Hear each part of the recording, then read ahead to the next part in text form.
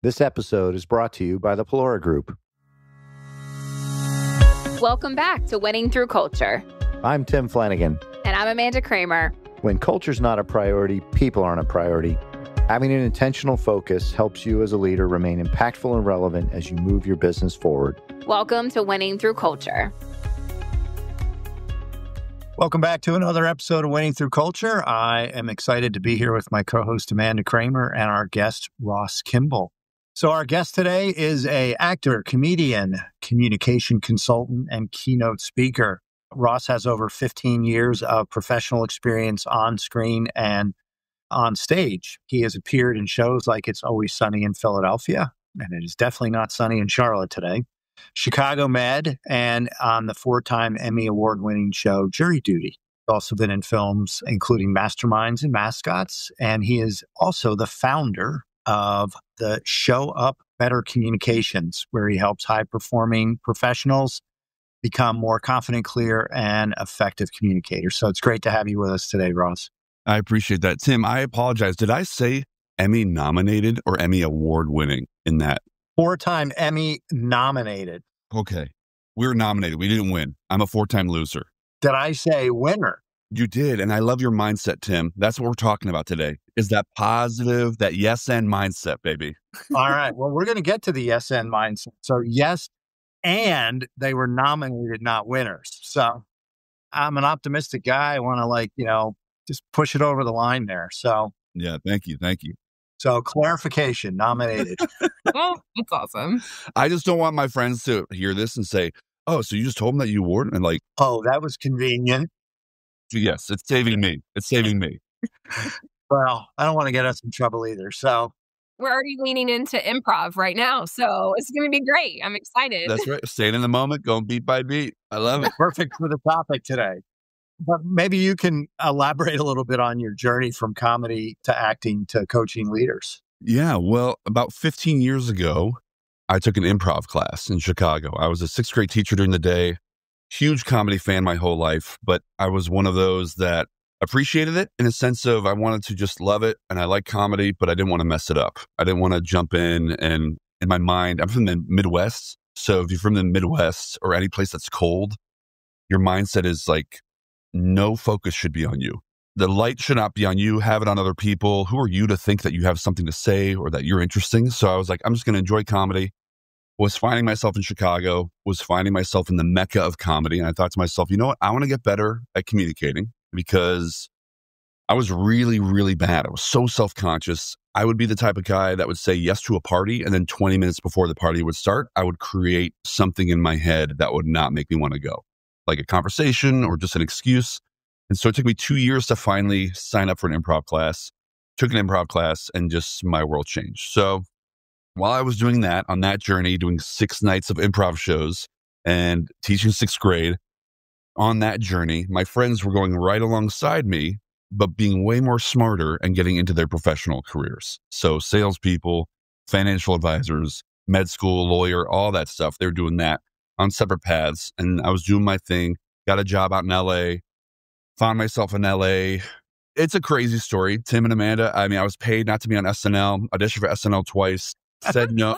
That's a whole separate side story, which in July, you'll be hearing that story in person. I know. I think that was my favorite thing from when we first connected. You were like, yeah, I was paid not to be there. Who can say that?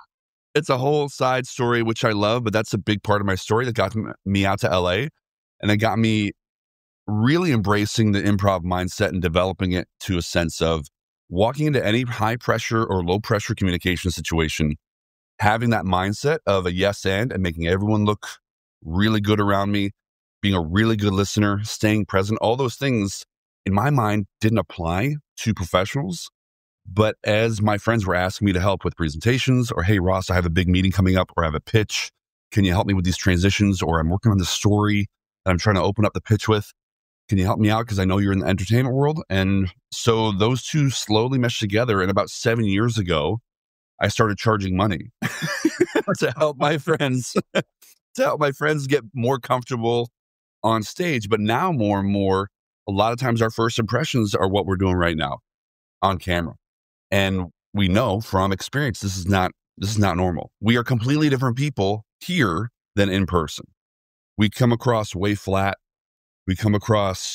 We're interested, but we look like this. No, I'm interested. I'm sorry. So we actually have to bump up our energy, our active listening, our body language has to change.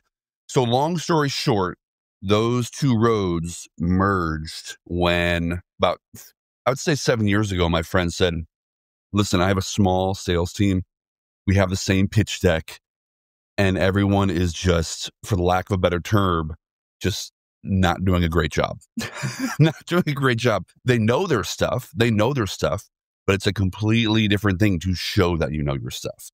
And we've all been in the situation where we walk away and we're like, why did I say that? Or I missed that one thing, or I missed that one word because I memorized it. And because we memorized it, we come off robotic, we come off inauthentic, and we come off as unapproachable. So with that, I'm rambling. My comedy career is still continuing. I still do on-camera stuff. I'm still writing, but at the same time, I'm finding myself super busy doing this. And honestly, more fulfilled doing this. Way more fulfilled helping people that are great at what they do show up in a way where people say, hey, they know their stuff and want to work with them. You touched on a couple things there, Ross. Great story and cool how two passions came together. You know, getting to connect with people obviously is a hugely important skill set. You know, some may say soft skill set, but certainly a skill set in today's day and age. And we're on camera and so many meetings now are virtual. One of the statistics that Amanda was sharing with me in preparation for today is 72% of employees say feeling heard at work directly affects their productivity. And that's from Salesforce. So, you know, presence, something you touched on in your opening comments there. What does that mean to you, whether it's live or virtual? What does presence look like? And how can people develop that skill of connection and presence in all situations? Well, what I love about communication is that it's a skill. You're not born with it. You can always be working on it. I don't care how great you are at it or how mid or how low you are. You can always get better at it. And presence today looks a lot different, especially when we are on camera. We can be here. I can be listening to you like this, and you can feel a certain way. Even though I'm here, you feel a certain way where you're like, okay, well, I had this idea, but now I'm going to be done saying that idea because there's no eye contact. There's no body language telling me that I'm interested in what you're saying. So presence, because of technology and because we are getting in an age where a lot of things are going to be automated, having an actual human connection and being present, you're going to become top of mind. You're going to become, in my mind, a tank, in a sense of a communication tank where someone's like, oh, they're easy to talk to, actually feel heard. More ideas are going to emerge from that. Better questions are going to be asked because you're present. And you're actually, because you're present, you're going to be listening way better. And that's the one thing that people, I just want to demystify improv, is it's not winging it. It's not making it up. For a long time, I thought that improv was just that. Like, oh, you just get up there and play some games and you make people laugh and then you're out of it. The first 10 minutes of my first improv class, they said, you will not walk out of here funnier. You will not walk out of here faster. What you will walk out of here is being a better listener and being way more present. And that's going to bleed into your entire life. So being present, what that looks like in my mind, is just being moment to moment, going beat by beat and actually making good eye contact, asking good questions and thinking about the other person. Too many times we're in our own stuff and it keeps us right here instead of how can I help? And we've all been there. Yeah, you can tell when any individual that you're in conversation with is listening to respond, is not listening to listen. And I think that's one of the ways some leaders kind of get in this rut of they're present, but their mind is actually running to respond so they can move on to the next thing or move to the next meeting or whatever it is, versus taking, and I get called lady in the box often in our daily life because I'm constantly opening calls and doing all the things. And there was a dead time someone came to me and they're like, you do exist. And I was like, I do in the flesh, I promise. But you do have to show up and engage and be there to listen, just to listen sometimes, not necessarily just to respond or help them get to the next thing. And I think that kind of talks a little bit to how, like in everyday leadership roles, sometimes there's things that get in the way of presence. So what would you say if you were talking to a leader, a business owner, and not that you have to spill all your secrets from your coaching programs, but if you were sitting in front of somebody and you're like, if I could have you do one or two things to make sure that you're not missing that opportunity to be present, what would you say to them? Well, first of all, I would just see what was going on if they are kind of scatterbrained. But the one thing I do tell people is asking the who, what, where, when questions when they are scatterbrained or with people that are in leadership because they've done something for so long. You can be 4 sentences into a statement or a question and you know the answer already. So you're just waiting for the person to be done talking. Yeah. We've all been there. We've all done it. I still do it to this day where I catch myself. I'll be at Starbucks or at a restaurant and I'll be really quick. And I'm like, Ross, this is what you do for a living. Like, slow down. Like, you're being really rude right now. So for a leader, I always tell leaders that are usually 2 steps ahead to actually just be in the moment. And it's a little thing. It doesn't work for everybody. But one thing that's really helped me and a few people I've helped with is just tell yourself you are here now. Be here now. Be here now. All that stuff will be taken care of. Be here now. So that way, that person, we don't know. A few months from now, they might have a great idea and they're going to come to you because they feel heard. They're not going to come to you because they're like, oh, well, Brian, he's just waiting for me to be quiet. So I'm not going to open myself up for new ideas or for innovation. Or if I have an idea for something new to implement, I'm not going to come to this person because they're just waiting for me to be done talking.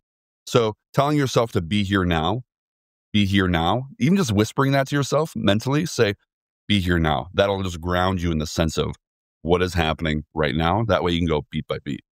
You mentioned in improv the presence, and you're not winging it. I have to imagine it's a process, but obviously it's a process that you learned. And, I'd love to hear, how do you see improv and quick thinking translating into the business world today? And from a standpoint of leadership traits and adaptability, I mean, things are just moving so fast. I mean, it's just crazy with AI and everything else. It's a pretty wild time. Yeah, with adaptability, going back to the original yes and portion of it, yes and is not this toxic positivity of saying yes to everything and adding on to it. It's actually accepting what's happening, good or bad, accepting what's happening and adding on to it or supporting it. So, Tim, right now, you want to do an exercise right now? Yeah, let's do it. All right, let's do it. Let's do an exercise. So this is just yes and. It's a simple yes and. Amanda, we're going to get to you. So don't be jealous. We'll do an exercise with you. I'm not. I'm good. I'm waiting my turn. You will be an improviser soon enough. So, Tim, all this is just yes and. So after every statement I say, after every statement that you say, I'm going to say yes and then add on to it. So, for example, Amanda, we just need a suggestion of a place that you would go on vacation. So where I would go. Just a place that you'd go on vacation. We just need a suggestion to start. Let's go with Croatia. Croatia. We've all been there. Okay, so we're packing for Croatia, Tim. All right, I'm going to start. We're just going to say the thing and then add on to it. So you're going to add on to the list. Here we are. So I'll start. So I'm going to bring shorts. Yes, and I think we should bring some sunscreen because there's some pretty beaches there. Yes, and I'm going to bring an umbrella to save us from the sun. Yes, and if you want to go snorkeling, I know a couple good places we can bring some snorkel goggles. And scene. So great. I know we were short on time, but we can go on and on and on about that. So how did you feel about that, Tim? Just to recap, how did you feel? Well, I mean, it's the yes and gives me a split second, in essence, to listen to you and then simultaneously know I can add something on, as opposed to, you say you're going to bring an umbrella and I say I'm going to bring a fire hose. I mean, and you know what? I would have added on to it and I would have justified it. And it's all about justification. If you would have said, yes, I'm going to bring a fire hose, I was like, yes, because we're wildfire experts.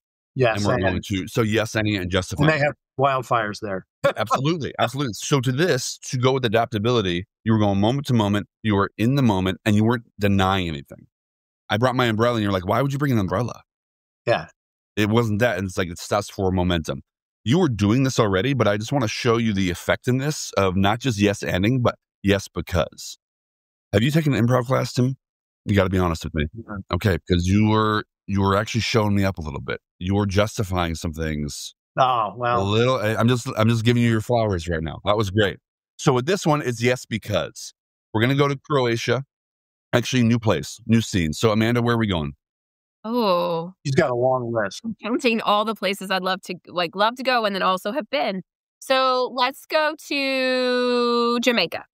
We're going to Jamaica. Okay. So With this, we're saying yes because we're justifying it. So yes, I'm bringing this because this. Okay, I'm going to bring shorts because my legs are really, really in need of a tan. Yes, and because of that, I'm going to bring a tank top.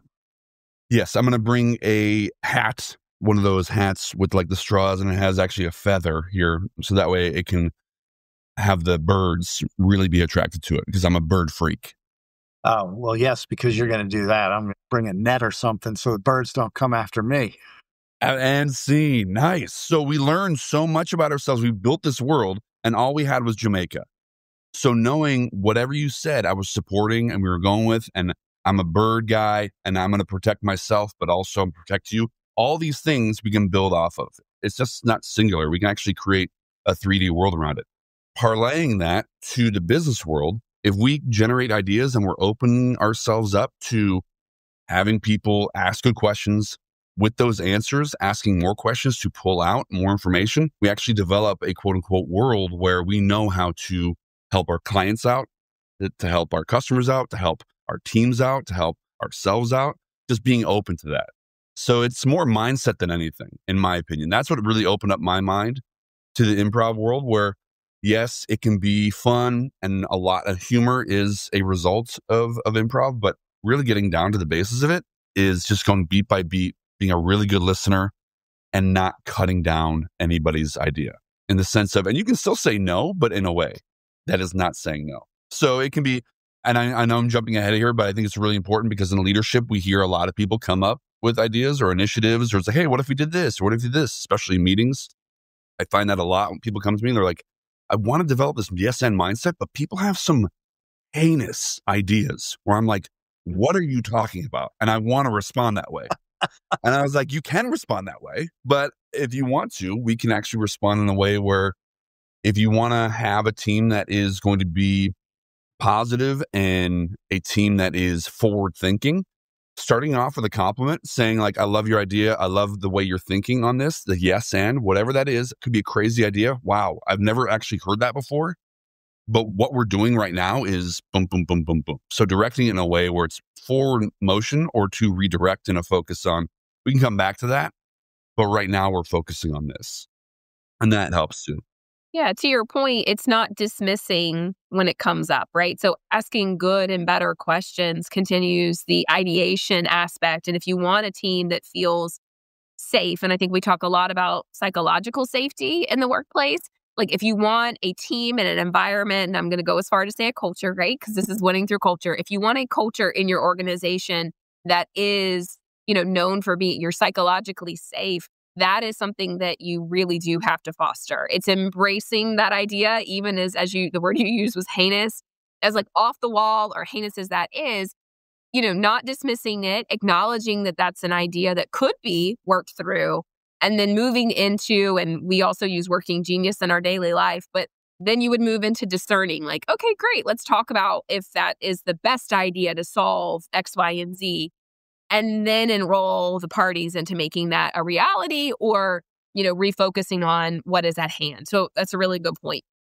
Crazy ideas are good. Yeah. And you know what? The best thing about crazy ideas, they can always be written down and we can talk about it later. Yeah. Well, I mean, I think, though, that too often, and I catch myself in this a lot now, I've got a team that will call me out on it, but, you do something for so long and you think you know how to do it again, and the world changes around you and you miss the fact that, what worked 5 years ago for a variety of reasons may not actually work anymore. But after so many years of doing it, it's like, well, this is how you solve that. And it's like, well, maybe you used to solve it that way, but maybe you don't solve it that way anymore. So, well, and I think the other point is that somebody's idea might seem crazy to somebody else or how it's delivered. Like, let's give the example of Tim says, I want to start a podcast. And at the time, I was like, oh, wow. Okay, cool. And then here we are 5 years later, right? And we do it together and it's a lot of fun. It's one of the things we enjoy doing probably the most with each other. And so it's like at the moment, I thought it was crazy because I was like, I don't know about that. But yeah, so it turned out to be such a great thing and we've shaped it over time. So that's just. You guys are great hosts. I know this is not a part of the show, but you two are great hosts. I love it. Oh, that's Thank you. It's fun. It's fun. We started in the beginning of COVID, so we learned to. We really did. Learn as you go. We really did. Have that yes and mindset. It's like, all right, we got to keep it moving. Yeah. And I think, honestly, kind of leaning into that was the ability to tell stories. And that's often where we go with the guests we bring on board, or Tim and I are talking to each other. And we want to make sure that in those encounters that they're memorable. And I know I pulled a lot of stats and stuff because I don't like to research. We all know this. And one of the things that I came across, and it was out of a book called Made to Stick. And it says that people are 22 times more likely to remember a fact when it's part of a story. And so when I think about how, we approach podcasts, how we approach our daily lives inside of the Polar Group, like sitting down to evolve something into a story, which goes back to yes and or because, it really helps people engage in that dialogue and then ultimately feel like part of the development of said story. So how do you see storytelling really take shape and help people become more persuasive and more memorable in their interactions? Well, no one in my life has ever told me a stat that made me go, I want to see that stat. Or I want to hear that again. 22 times. Who else has experienced that stat? Yeah, you're right. Chip and Dan Heath. That book's been around a while. Right. The stories are important, and more it's becoming, a key phrase and a key word, but I think it becomes more of a human element where having those experiences, putting the other person, especially if you're dealing with sales, putting the other person as the hero or putting yourself in a position where stories become a mode of transportation when someone's thinking about where they are and then where they can be, or where they were and where they are now, or where they can be. And stories are repeatable as well. You're around a campfire. Think of like the campfire thing. If someone told an amazing story on, hey, a few years ago, I really saw Bigfoot. And I know you're not going to believe me, but I saw Bigfoot. And you're like, what are you talking about? Well, I was out in Oregon and they're telling this whole thing and we have the details, and I'm a detail person when it comes to storytelling. So having those details, and whether you're telling a Bigfoot story or whether you're telling a financial advisor story on a past win or another family that has implemented this thing, having those details is so crucial, because the more detailed we are, the more focused that we can be, the more focused that person can be within the story. So to go back to your original question or the idea of it, if I just came out and said, only one person has been paid to be on SNL, and then period, you'd be like, oh, okay. But also tell me more. Like, you want to hear a story behind that. Yeah. Yeah. How many people have been? Yeah, because now I want to know. So in my experience, only one. Maybe another one. I think maybe my friend, he did that as well. But I was the first one on the phone call. The producer said, I'll never forget this. I was working my part-time job. It was during the summer. So I was working my part-time job at Patagonia in Chicago because I wasn't teaching. I had to go to the storage closet, jumped on the phone, and they're like, Ross, we've never done this before, but we want to pay you not to be on the show. Like, you'll be in the bullpen. So it's week to week. We don't know when we're going to bring you in. And this is after my meeting with Lauren. This is after me almost hitting my head on the scaffolding where they have this sticker that says, watch your head, Chris. And that's where Chris Farley would always hit his head. All this stuff. And so it was a whirlwind. So telling my story in a way where, even though anyone who is out there listening to this story says, I can't relate to this, or there's no way I can relate to this, making it a sense of those high pressure communication scenarios, those high pressure situations where you know your stuff. How do you settle in and actually show that you know your stuff? And it all goes back to just, it's about the other person, not me. Especially when you have been in this thing for so long. Tim, I think you can relate to that, where I've been in this for so long. And Amanda, you're there too, where I've been in this for so long. How do I put myself in their shoes where they're thinking or feeling a certain way? Well, and you mentioned details. And so I kind of go back to, and I'm going to lean on what I do every day, but it's more than, and you talked about like the human interaction, that human experience. And we want to celebrate and engage in all things that we have in common. Okay, we're all human. So whether you Doesn't really matter what our differences are at the end of the day. We want to be good, kind humans. And a lot of what I focus on is people like, you know so much about everybody. Like, how do you keep that? And it's because I let them talk and I ask questions. And then I try to remember 3 things about them that I can then and it's rapid fire, right? Like, so it's more than just like, how are your kids? It's more and I would just say, whatever, if they have 2 children, what their names are. So remembering that small detail, what their child's name is, and asking that question instead of just saying, how's your family? It's, how is X person? That right there just told them that I listened and that I cared. And that was super easy for me to remember. And then you can do all the things to try to remember. Like, I have a neighbor. I could not remember her name to save my life. Her name was Carolyn. Love her. She's moved now. But it was like, and her husband's name was Clark. And I was like, Clark. I love that now you know her name. And now I know her name, right? So now that you are. Clark and Carolyn go caroling. And so that's how I remembered their names. Like, that's what I said. And I was like, cool. So every time I'd go up and I would be like, that's how I got there. And they were such kind people. Like, they literally lent us a chainsaw one 4th of July weekend because we had to cut a tree down. They're just good people. And I was like, I can't remember her name. So you have to come up with that. But then it was like, okay, I made that connection with them and they had greyhounds and it was lovely. And I remember the greyhound's name and I'd ask how they were by name. And it just makes all the difference in the world. That's a very rabbit hole story to go down. But it was that moment of connection for me with them. And even though they don't live in my neighborhood anymore, I still, they come back for block parties and it's awesome to see them. And I feel like I'm still part of their world, which is cool. I love that story. And also, you did one thing, Amanda, which I see a lot of people do when it comes to telling stories. They catch themselves and they're like, but I'm rambling. This is whatever. And because you probably caught one of us being like this and just staring at you, it's so hard. It's so hard on camera because we're like, oh, I'm boring everybody. You're not, Amanda. Just so you know, you're not. And you mentioned one thing that we all forget, especially when it comes to remembering people. And it must be so nice, Amanda, to have an unbroken brain. Because I can't remember anything.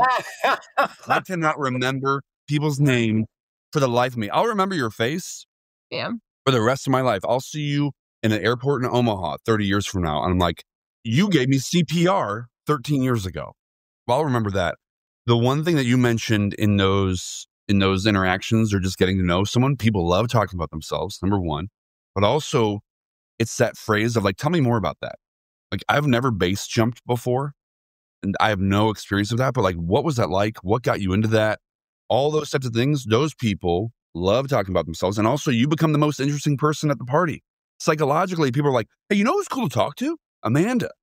And you said 3 things. It's a wild thing. It's having an investment and actually it goes back to staying present. It goes back to just going beat by beat, actually being a great listener. That brings out a lot in people. Just being quiet, asking them one question that digs a little deeper. Tell me more about that. Oh, that's really interesting. Where would I find something like that? Or how'd you get involved in that? It's great. So with that, Amanda, I know we're running time. You guys are in charge here, but we're going to do one exercise, Amanda. Okay.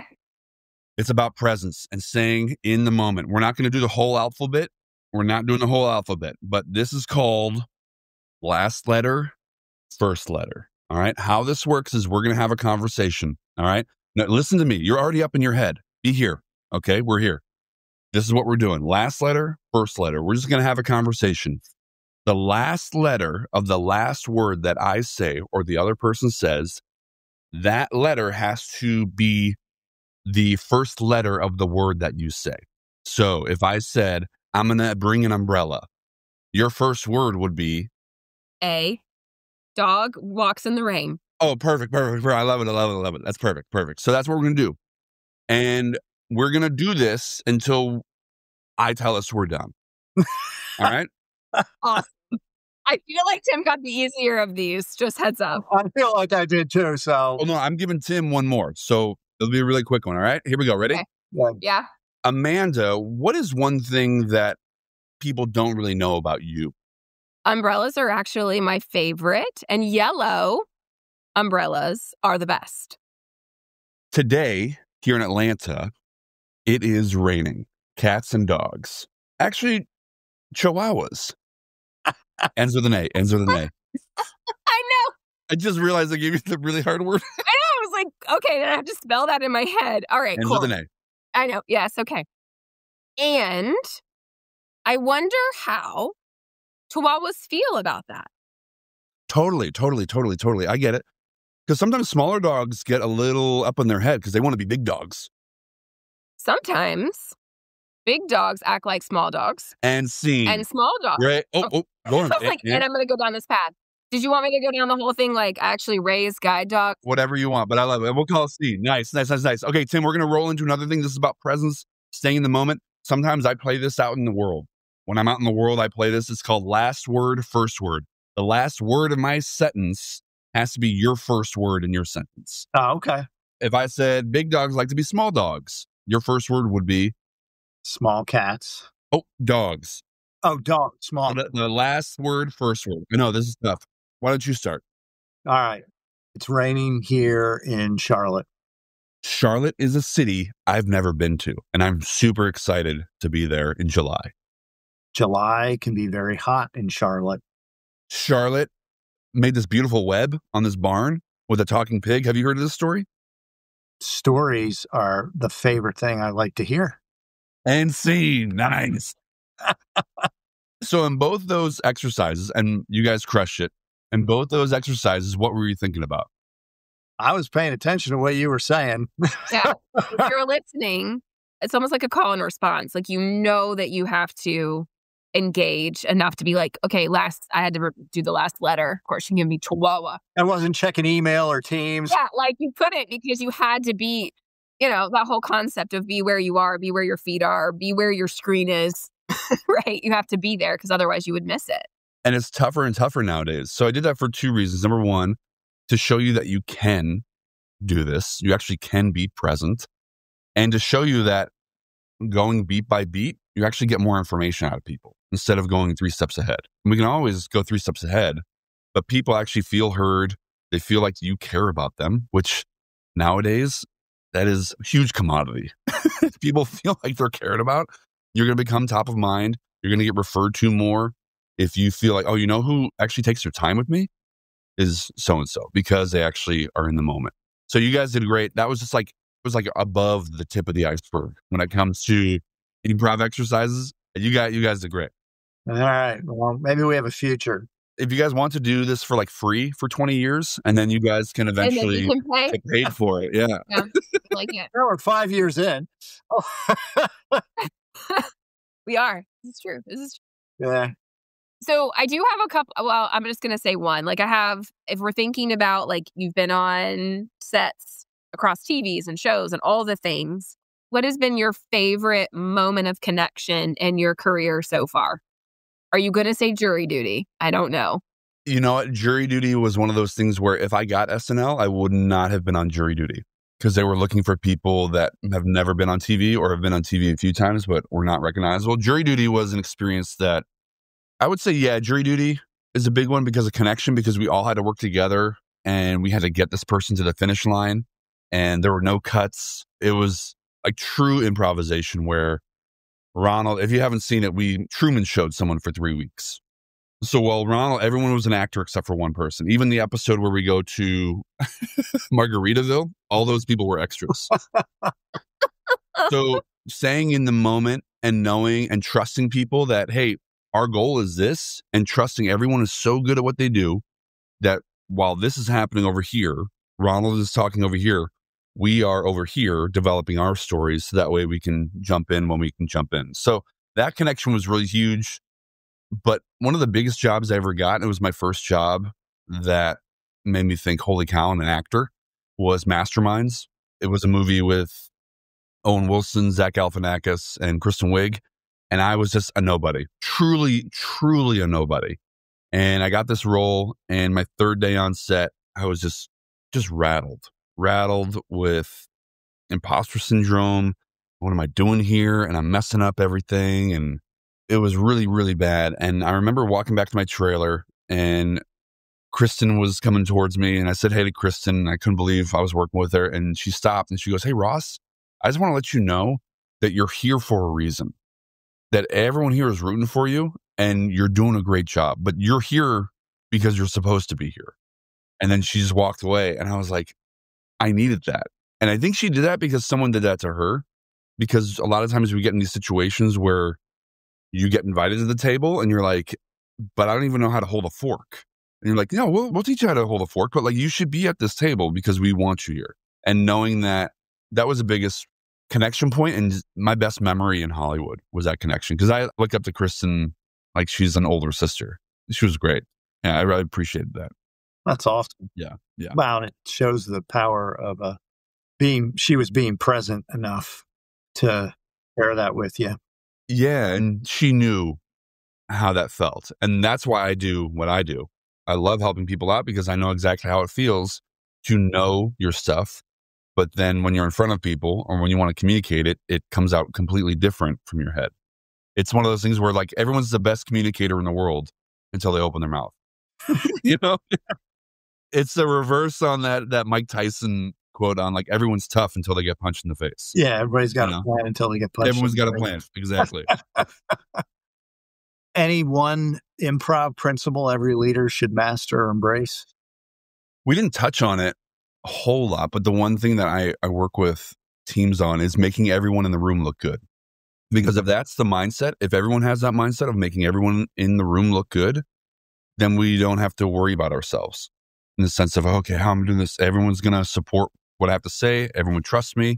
And that's the one thing I work with leaders on, is to how to lead and developing those people. So I think the other thing is listening. No one listens anymore.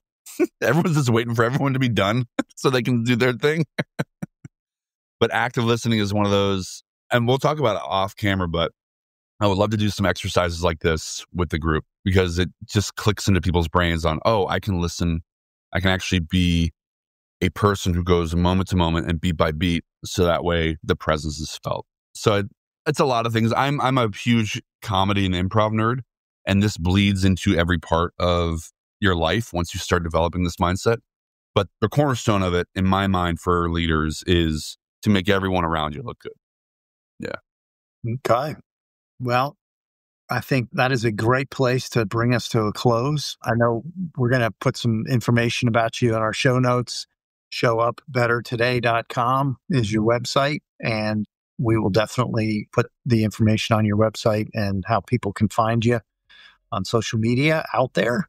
Really appreciate the time today, Ross. It was very, very fun and also incredibly insightful. So ask people to, as they finish listening to this podcast, take a moment to jump on and rate the podcast and share the episode with other people, because I think you're on to something in today's day and age where people need and want to be heard and understood. That's an important part of culture that just has become a lost art and science, for that matter.